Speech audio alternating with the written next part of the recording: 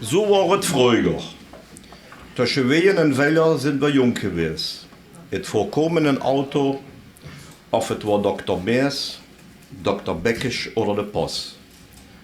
Wölbure Lütjes waren mit in den Ost. Sie hauen einen Ploch en een hotere Eich, die Mieten in het Feld stungen dux auch het schräg.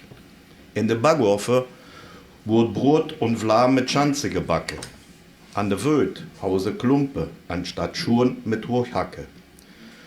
Du wurde auch nach Chore und Wed mit der Sich gemäht, der Wannmühle wurde mit der Hand gedreht. Zweimal in der Weg kom de Mühleker nach und wenn es Herbst war, wurde Werke geschlacht. Der Norbert kriege davon auch het gebracht. De Lütjes waren weer riek, Mam haue er Fleisch und Pap rookte de Piep. Du kursche se et Orves nach richtig vertelle, Oma ding de Erdbel für morgen als Schelle und jung Lü, det zal ich gesagt, du wurde doch nach van harte gelacht.